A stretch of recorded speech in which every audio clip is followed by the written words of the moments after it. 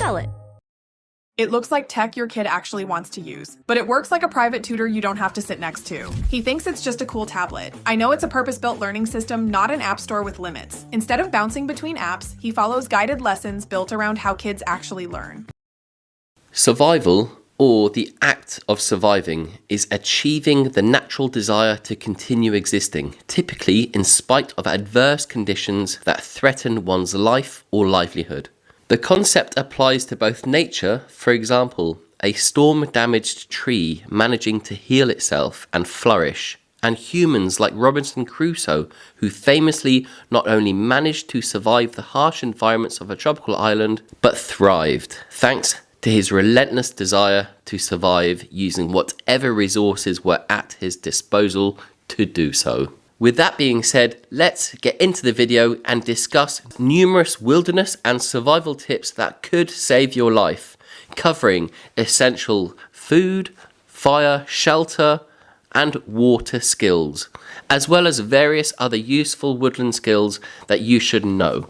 Let's start with something we're all familiar with: pine trees. Pine is a coniferous tree which can be found in a variety of locations all over the Northern Hemisphere. It's one of the most popular woods used in manufacturing and carpentry, commonly found in homes around the world in the form of flooring, windows, furniture, and so on. But let's talk about its remarkable uses in terms of bushcraft and survival. Cordage can be made from pine roots and makes a great alternative to artificial twine, string, or rope. Simply use a stick to reveal the long, thin roots just below the surface and pull one up. The trick now is to split the root into two by pulling the ends away from each other.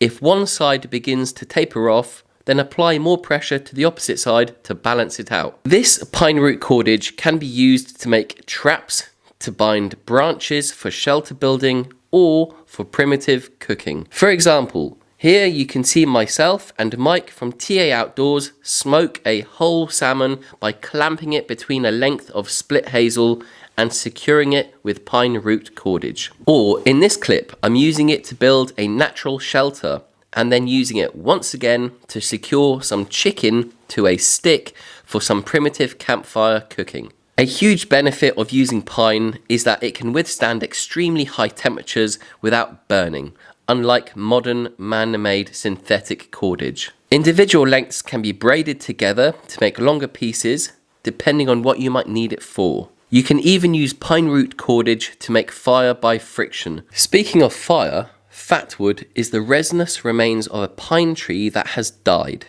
When a pine tree dies, the sticky sap settles into the heartwood of the branches and trunk, hardening and solidifying into fatwood. It can be found in small branches, the main trunk, or the decomposed stump of a pine tree that has been felled. I tend to find the best fatwood in dead, decomposed pine trees. Simply look for the junction where the branch leaves the main trunk and either break it or saw it off. You want to look for a hard, golden coloured core. It should have a strong resinous aroma. If you're wondering where I'm going with this, the answer is fire. Simply scrape the fatwood to produce a pile of fine dust or shavings and scrape a fire steel or ferrocium rod to produce sparks. These hot sparks should cause the pile of shavings to combust into a long-lasting flame. Great for helping you get that fire going on a damp day in the woods. You can also split the fatwood into kindling to give that fire a real boost. I usually keep a chunk of this stuff at my bushcraft camp, attached to a piece of cordage. Pine needle tea can be made by collecting pine needles and infusing them into a cup of freshly boiled water. Not only does it taste great, it's also packed with vitamins like vitamin C, which is great for the immune system, and vitamin A, which is good for your eyesight, hair, skin, and blood cells.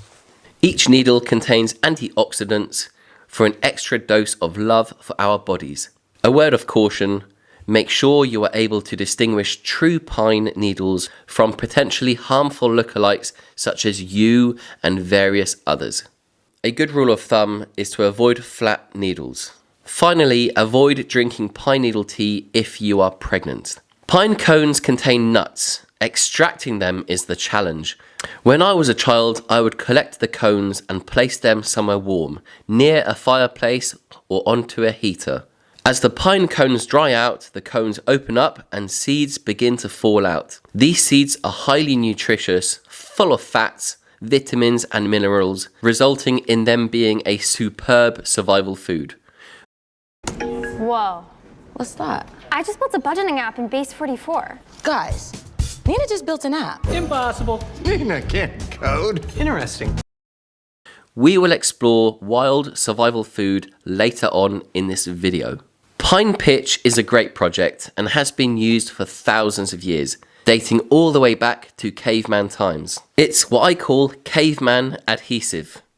To use this, you need to heat the black ball over a flame which causes it to melt into a sticky adhesive. Then apply it to your craft project or prehistoric tools and weapons. There are several ways of making pine pitch, but my recipe is as follows. Fill a container with approximately 50% pitch. This is the yellow, white solidified sap that you often see seeping from the tree. Now, add 25% dried and crumbled rabbit droppings and 25% powdered charcoal. Gently heat the mixture over a fire and stir for a minute or two. Then take the mixture off the heat and use a stick to scoop up the black mixture. It will have the consistency of tar. As it cools, it will set hard, but not too hard. You should be able to dent it with your fingernail. If it's too hard, then melt it again and add a small amount of beeswax to reduce its brittleness. This is especially important when, for example, you are trying to bind an arrowhead to a shaft, or when you're making a primitive knife, or even if you're feeling adventurous and you need to seal that bark on the birch bark canoe you're about to build. Going back to pine needles can be used to repel irritating insects such as mosquitoes. Simply crush some pine needles in your hands and rub them over your clothing.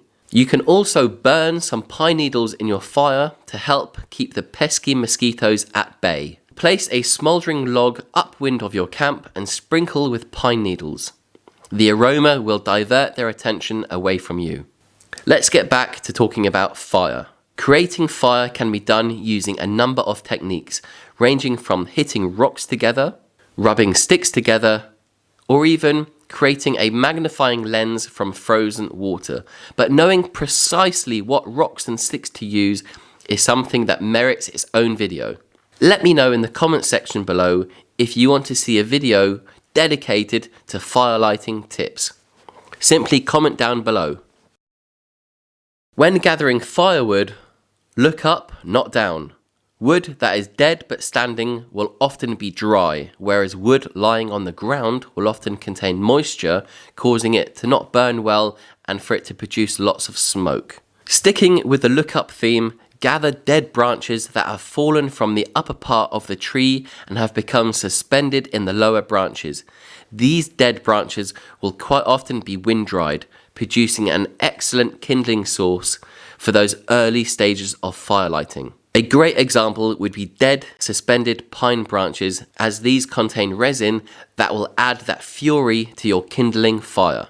Using an axe can be extremely dangerous, whether you're in the woods for an afternoon excursion or away on a 2-week wild camp. But knowing how to use it safely is the key to avoiding any sort of injury. Accidents happen when we aren't paying full attention.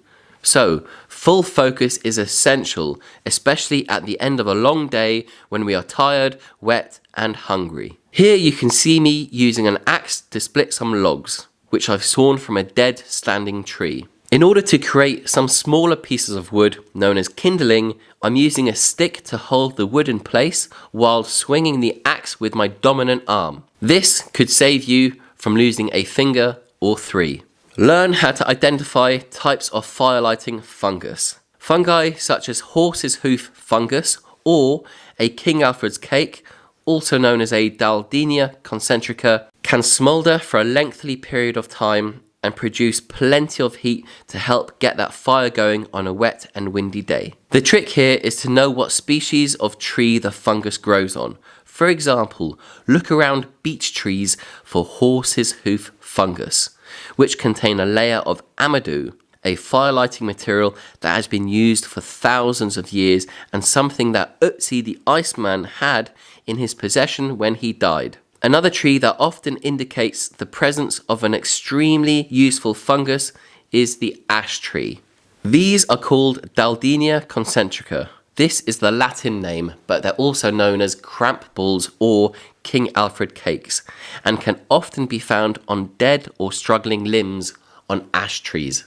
Simply break the fungus open and use it as a coal extender, or land a spark onto it and watch it turn into a hot smouldering ember, which can then be placed into a tinder bundle and blown into a flame.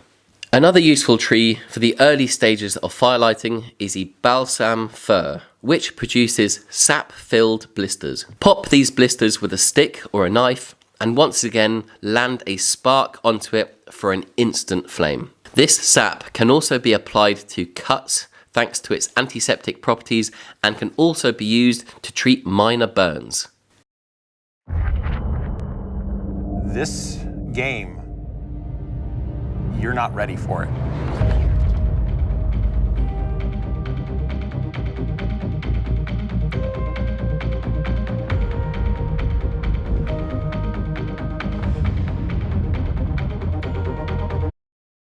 Shelters can be made using whatever materials you can find and tools you have access to. A simple debris shelter like this basic forest tent-like structure can be enough to shelter you from the worst of the weather. It's important to remember to add a thick layer of debris to the roof, which will allow the rain to run off the shelter rather than seep through, as it would with a thin layer of debris. A thick layer of debris on the roof will also help to insulate the inside of the shelter and keep the warmth in. A more advanced shelter, which again can be constructed without the use of tools, would be this moss roof debris shelter. This shelter would easily fit 4 to 6 people and can be constructed in a single day. Again, by using wood found on the woodland floor, you can construct this and then add several layers of debris before adding a layer of moss for installation. These examples of basic shelter are designed for short-term use, anything up to several months. Another good example of a shelter which can be built without the use of modern tools is this cedar bark shelter. The frame itself was constructed using young hazel sticks, but you don't have to use hazel. You can use any young trees that can be bent into shape and secured with natural cordage, whether it's pine root cordage, nettle cordage, or in this case, the inner strands of cedar bark, which also makes for a great cordage. Here's another example of cedar cordage which has been twisted together. The several layers of cedar bark on this shelter will once again ensure rain runs off the surface rather than seeping through the shelter. For long-term shelters, you can build something like this roundhouse, but having access to tools will make the build much more manageable. Remember, bushcraft and survival isn't always about having nothing. It's about using what you have to its full potential.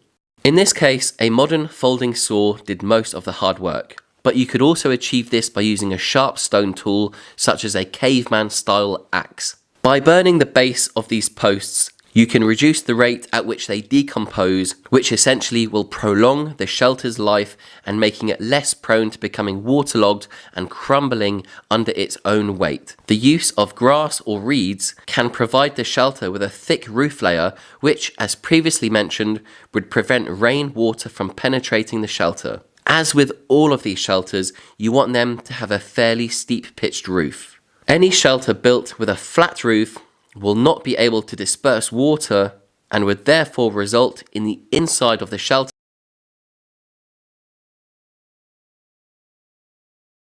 useless for its purpose. When it comes to bedtime, nobody wants to sleep on the cold, wet ground, and having a layer of protection from the floor will make your sleep that little bit more comfortable. A bed made up of soft branches, such as these cedar boughs, can easily be collected from living or freshly fallen, storm-damaged trees. Adding a base layer of these soft branches will keep you dry and will provide nice and warm insulation for your shelter's floor.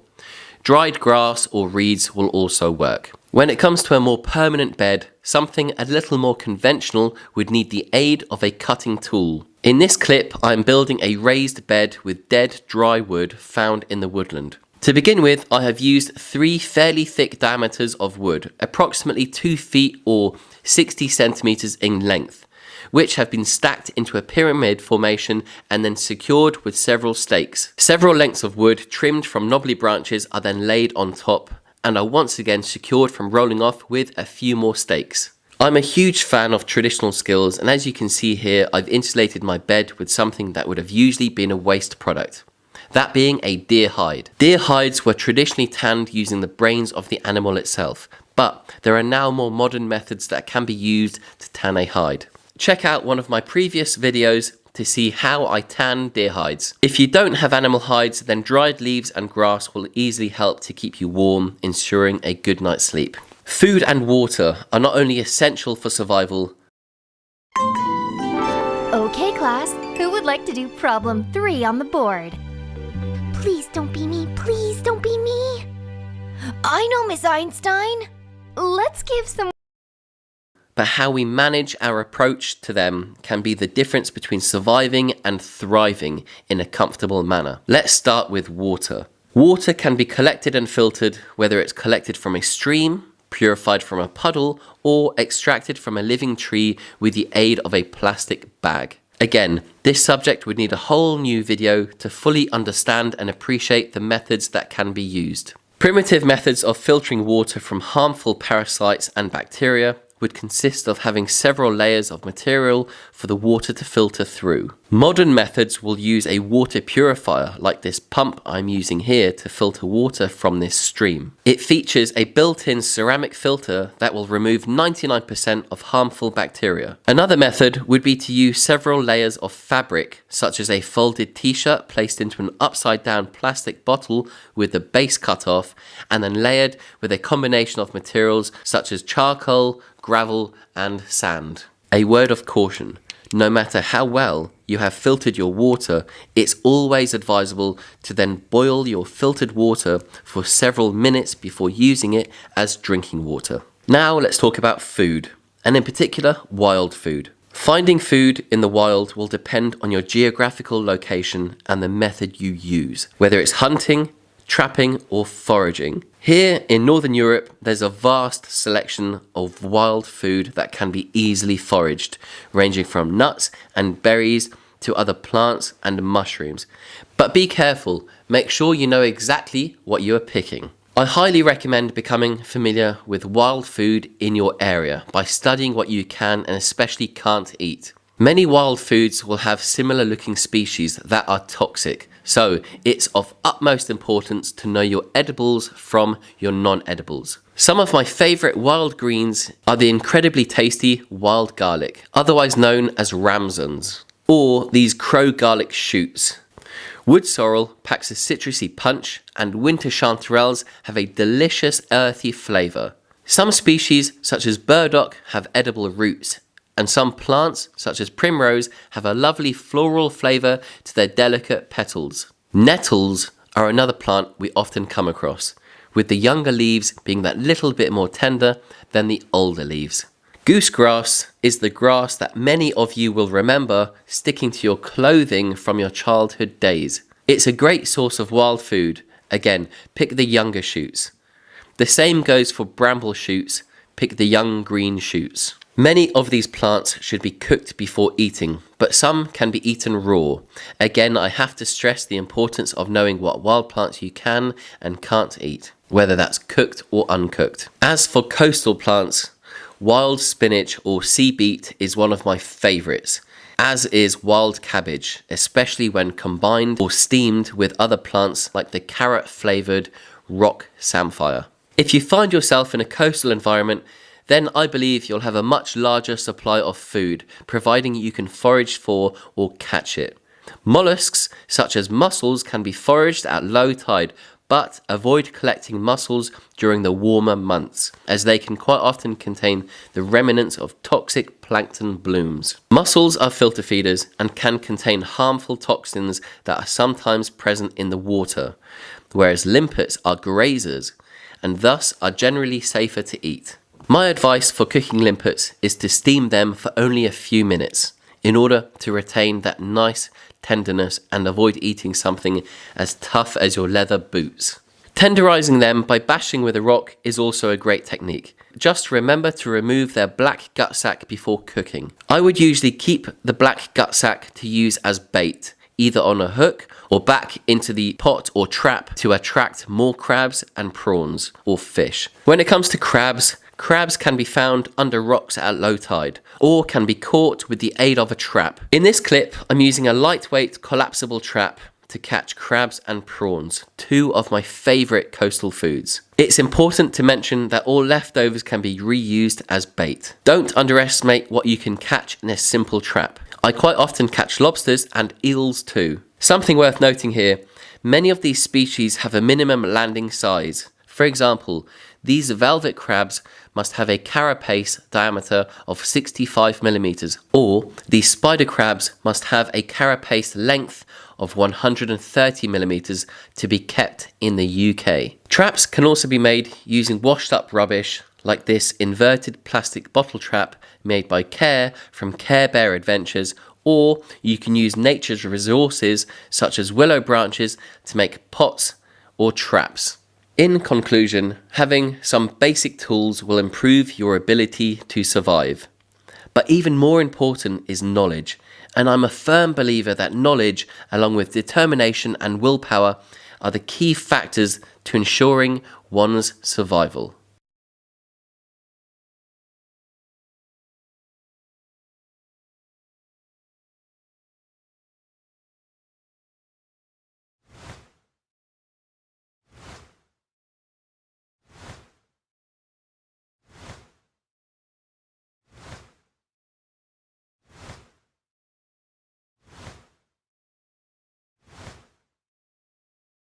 Come with me to shop Ashley's Stars and Stripes sale. Okay, so these hot buys start at $4.99, and I'm low-key redecorating my entire place in my head right now.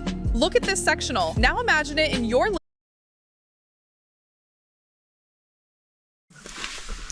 Luke here.